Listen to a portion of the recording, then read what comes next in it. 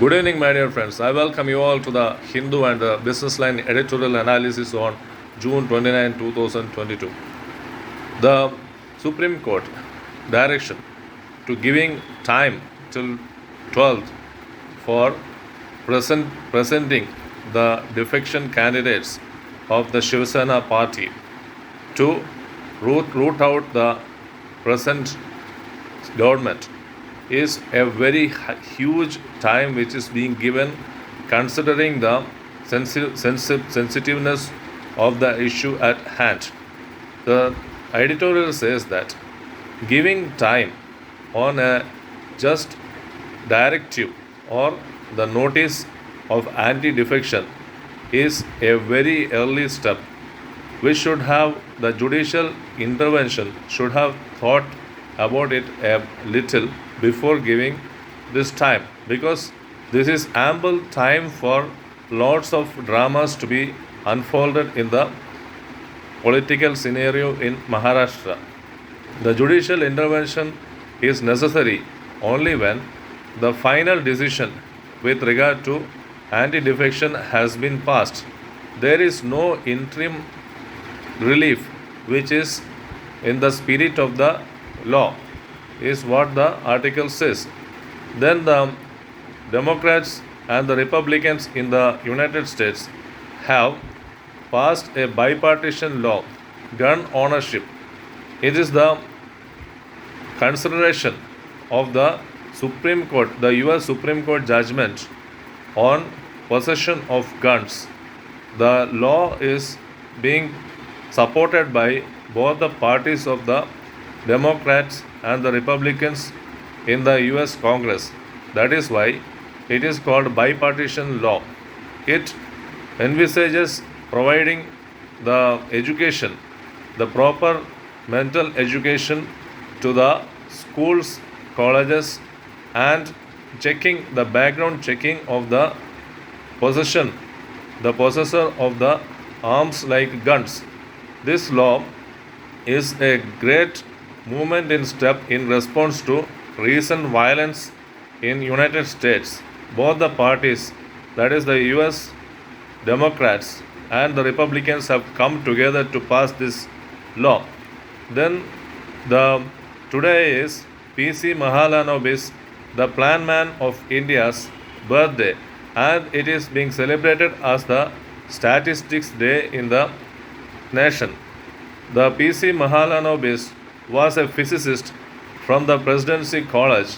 He was teaching physics at the Presidency College when he chanced to meet Ravindranath Tagore, who made him a statistician. The inspiration which PC Mahalanobis got from Tagore shaped his career as a statistician.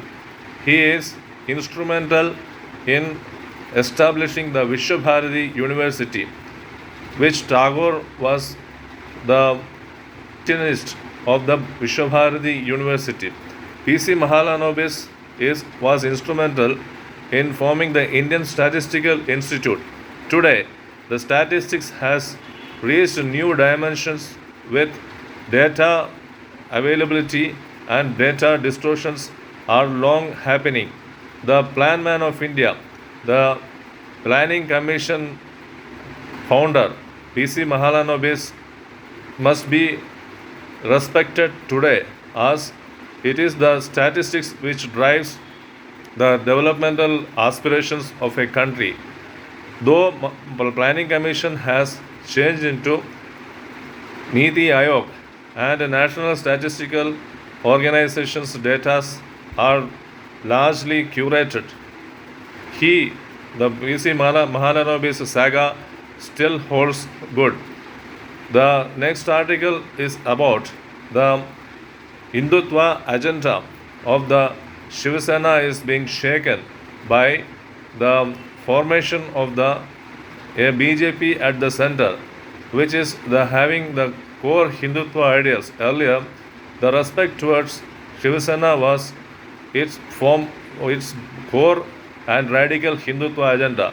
Now the BJP at the center, the Shiv Sena activists and the candidates are also favoring BJP government at the center and they are following the BJP government at the center because the more of Hindutva is there. Then the article by Varun Gandhi just recollects how the health workers in the Ram Manohar Lohia hospital and some medical colleges were shown the doors out after the COVID pandemic subsided. So the governmental public service jobs ethos is finding a weaning phase because the government contract workers are never being made permanent. When they are contract workers, they will lose the public service ethos. Some 60 lakhs jobs are in government services to be filled. The 10 lakhs jobs promised by the Prime Minister is way behind these 60 lakhs permanent jobs to be made permanent in the government space. The Varun Gandhi article shows the ways in which in public sanitation, in public services, and even in government services, how the contractual workers must be made permanent so that the respect of the government service must be established. The Section 62 of the Representation of People Act 1951, according to the Section 62, two MLAs from Maharashtra were put under jail for practices in corruption. So they are not allowed to elect the MLC. Maharashtra is having a bicameral assembly. That is, two houses are there, upper house and the lower house. In the recent elections in upper house, they were not allowed to vote.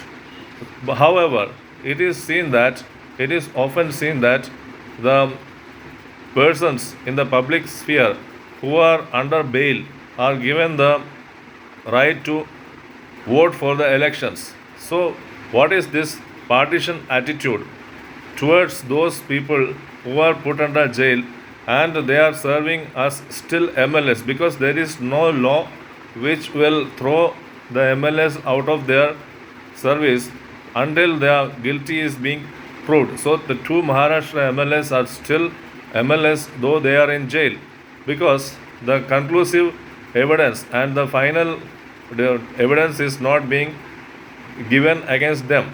So they will continue to be MLS, but they cannot vote in the upper house of the Maharashtra Assembly.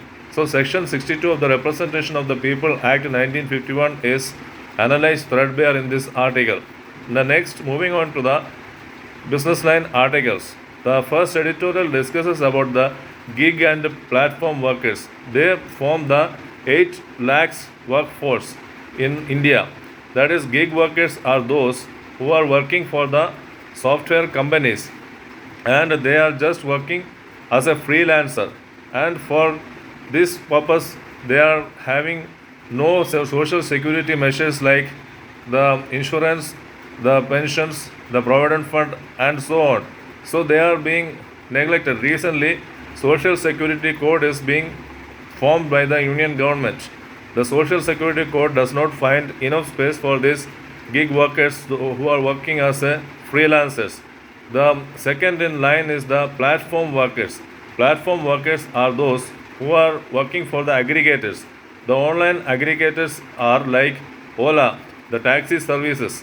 The taxi services people, the drivers and the associated persons are called platform workers. They too miss on the social security measures taken by the central government. The recent social security code does not identify these gig workers and the platform workers. The next article discusses about the environmental bonds, the sustainability bonds planned by the union government.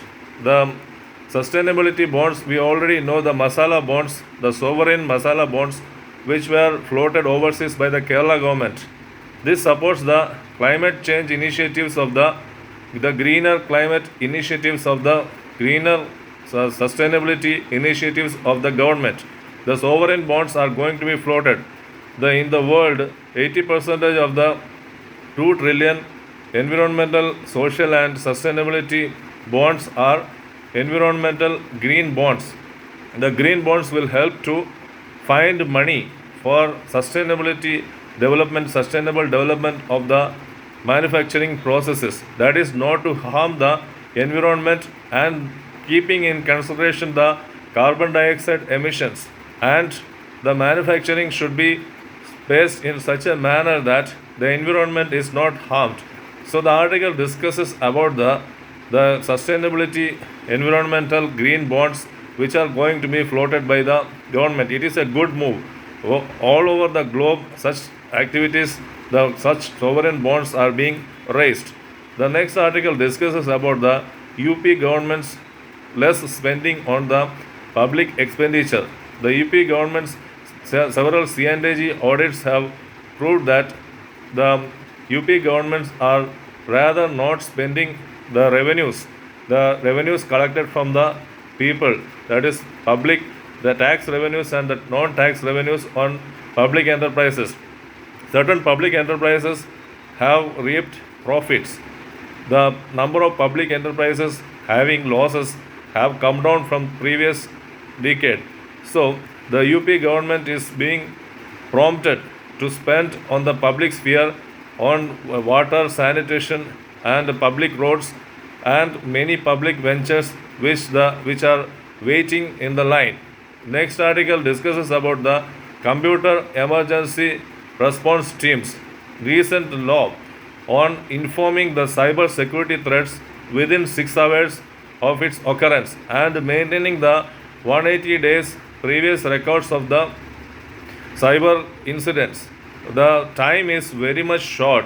The 6 hours time to report the cyber incidents does not serve any purpose. The time is too short that it is impossible for companies to report on this present infrastructure setup which the companies are having. The cyber emergency response team requires 6 hours time to be just fixed, so that the companies are encouraged to enhance their infrastructure in reporting the cyber incidents to the computer emergency response team. The cyber threats are always appearing in newspapers. In February 2022, there was an article by M.K. Narayanan showing how the Gulf Aramco's cyber